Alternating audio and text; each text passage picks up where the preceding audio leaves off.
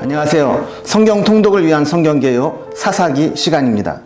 우리는 지난 여호수아서에서 여호와의 인도로 가나안 땅에 들어가 지파별로 땅을 분배하고 정착하는 내용까지 살펴보았습니다. 그런데 여호수아가 죽은 후에 리더를 세우지 못하고 한동안 지내는 과정을 겪게 됩니다.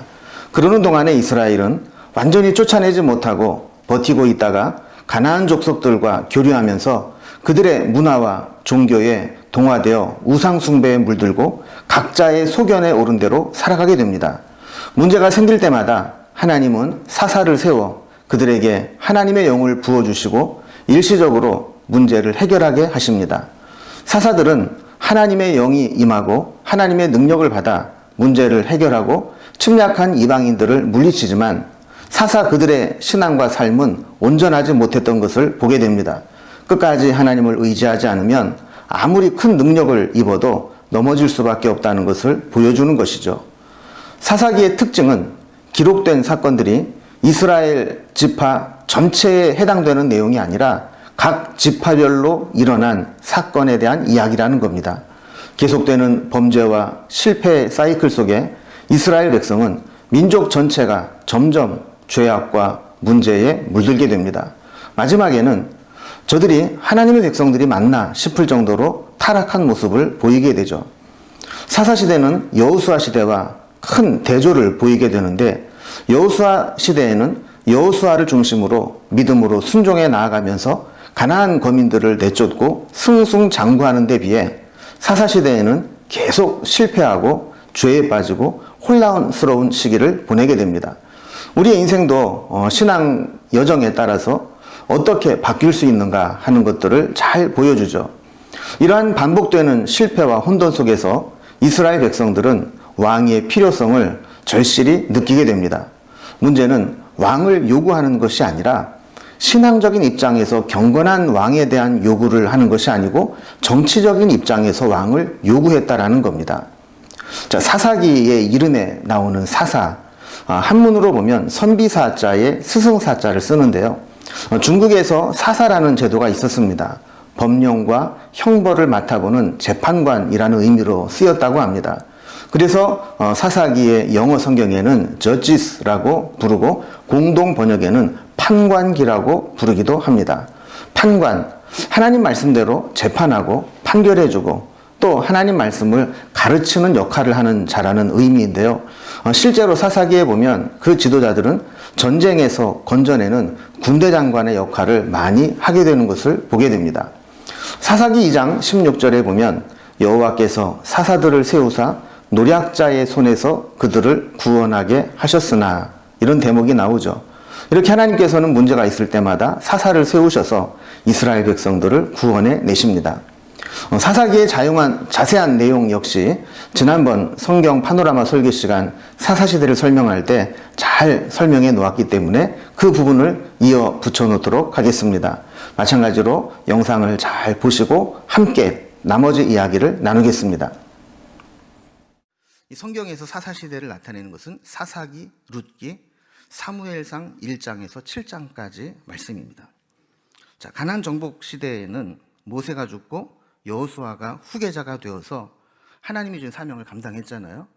그런데 이 여호수아가 죽고 난 다음에는 후계자가 없어요. 그러다 보니까 이스라엘 백성이 큰 혼란에 빠지게 됩니다. 사사시대는 이 죄와 혼돈의 시대를 잘 보여주고 있어요. 왜 사사시대는 이렇게 위기와 혼돈의 시대가 되었을까요?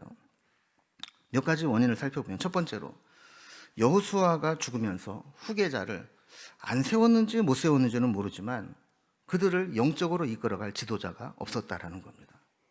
그럼 영적 지도자가 있는 것하고 없는 것하고 이런 차이가 나는 거예요.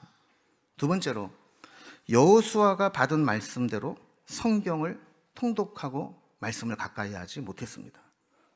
우리가 오늘 아까 살펴본 말씀에도 보면 말씀을 옆에 두고 묵상하고 말씀대로 지켜 행하라 그랬잖아요. 그런데 그들이 가나안 땅에 들어간 후에 말씀대로 사는 모습이 없어요. 세 번째, 구원 역사의 목격자들이 죽으면서 신앙의 계승이 이어지지 못했습니다. 사사기 보면 안타까운 내용이 나오는 것 중에 다음 세대가 다른 세대가 되었다는 거예요. 그냥 단순히 세대만 그 다음 세대가 된 것이 아니라 영적으로 신앙적으로 완전히 다른 세대가 되어서 하나님을 멀리하게 되었다는 거예요. 여러분, 우리가 좀 유의 깊게 생각해 봐야 될 일입니다. 우리는 체험이 있고 우리는 체험 신앙이고 우리는 하나님을 만난 사건이 있기 때문에 어떤 상황에서도 신앙을 포기하지 못합니다.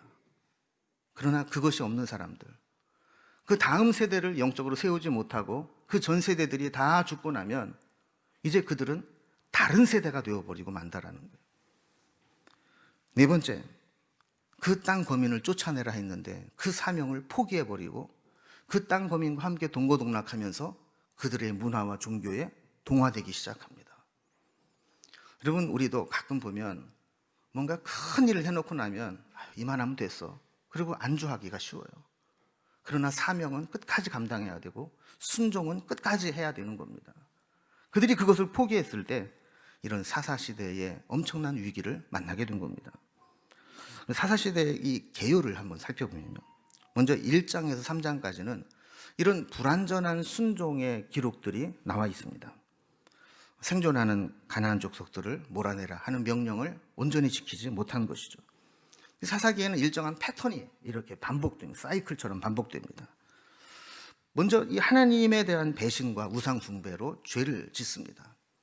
그러면 하나님이 그 남겨둔 이방 민족을 들어서 이스라엘 백성들을 압제하기 시작합니다. 그러면 그 고통 가운데 하나님 앞에 간구하며 우리를 구원해 달라고 부르짖게 되죠. 그러면 하나님은 사사를 통해서 그들을 구원하는 역사를 나타내십니다. 그리고 나면 그들은 또 하나님의 구원과 자신의 범죄를 까마득하게 잊어버리고 또다시 우상 숭배와 죄악으로 빠져들게 됩니다. 이렇게 계속해서 반복되는 것이죠. 역사를 모르는 민족은 반복할 수밖에 없고 미래가 없듯이 이 사사기의 패턴이 그런 겁니다. 하나님의 그 역사를 계속 보면서도 그 역사를 통해 교훈을 삼지 못하게 될 때 계속해서 혼돈의 시대를 살아가게 되는 것이죠. 3장에서 16장까지는 이제 사사들에 대한 이야기가 나오는데요, 도표와 지도를 보면서 한번 설명을 드리겠습니다. 이 사사들이 처음 이 온니엘이 이제 사사로 등극을 하게 될 때 아람 나라, 여러분 아람은 여러분 지도에서 오른쪽 윗부분에 보면 여기에는 메소포타미아라고 되어 있는데 지금의 시리아 그쪽이 이제 아람이거든요. 그럼 여기에 있는 그 구산 리사다임이라는 사람이 8년 동안 유다 지파까지 와서 그들을 괴롭힙니다. 그럼 유다가 어디 있어요? 이스라엘 맨 아랫부분에 있잖아요. 여기까지 와서 8년을 괴롭히게 될 때 유다 지파의 온니엘이 그들을 물리치고 구원해서 40년 동안 통치하게 됩니다. 자, 그러다가 모압 왕 에글론이 18년을 베냐민 지파를 괴롭힙니다. 그래서 베냐민 지파에서 에훗이라고 하는 사사를 하나님이 들어서 그들을 구원하시고 80년 동안 평안한 삶을 살게 합니다. 그리고 블레셋을 이 삼갈이라는 사사가 나타나서 그들을 물리치고 다스리게 되죠. 그리고 하솔, 그리고 하솔은 그 갈릴리 있는 쪽 북쪽이라고 그랬잖아요. 하솔에 있는 야빈이 에브라임 지파까지 내려와서 괴롭힙니다. 이때 우리가 잘 아는 여자 사사 드보라가 나타나서 그들을 물리치고 40년을 통치하게 됩니다. 자, 그리고 여러분 오른쪽 지도 오른쪽 밑에 보면 미디안이라고 있죠. 이 미디안 광야. 이 미디안 사람들이 또 7년을 억압을 합니다. 이때 이 므낫세 서편, 므낫세는 동편도 있고 서편도 있는데 서편에 이 기드온이 등장을 해서 그들을 물리치고 40년을 통치를 하게 됩니다. 그리고 이사갈 지파의 돌라, 그리고 길르앗, 이 동쪽에 보면 동쪽 땅을 이제 길르앗 지역이라고 부르는데 여기에 야일이라고 하는 사람이 동쪽 므낫세 지파를 이제 다스리게 됩니다. 암몬과 블레셋이 또 18년 동안 억압을 하게 될 때 이 입다, 갓 지파의 입다가 그들을 물리치고 통치를 하게 되죠. 자, 그리고 입산이라고 하는 유다 지파의 사사가 또 다스리고, 그다음에 스불론의 엘론이 또 사사로 등극을 해서 다스리고, 또 에브라임의 압돈이라는 사람이 또 등장을 합니다. 그러다 마지막 이제 블레셋의 억압을 받게 될 때 삼손이 사사로 활동을 하게 되죠. 그래서 지도를 보면 어느 지파에서 어떻게 활동을 했는지, 그리고 도표를 보면 몇 년 동안 또 어떤 사건이 있었는지, 또 누구로부터 고통을 당했는지, 이런 내용들이 기록이 되어 있습니다. 한 가지 이제 중요한 것은, 자, 이렇게 이스라엘 백성들이 계속 똑같은 사건을 반복하고 있다라는 것을 우리가 기억하면서 성경을 보시면 좋을 것 같습니다. 그래서 마지막에 17장에서 21장까지 보면 사사시대가 얼마나 영적으로 혼탁했는가를 보여주는 두 가지 사건을 기록하고 있습니다. 크게 우상숭배와 또 타락인데요. 첫 번째 사건은 단지파의 이 미가가 개인 제사장을 세우고 우상을 섬기는 사건이 있었어요. 그리고 레위인이 음행을 해서 첩을 두게 되는데, 첩과 함께 베냐민 땅을 가다가 그 첩이 윤간을 당하고 살해당하게 됩니다.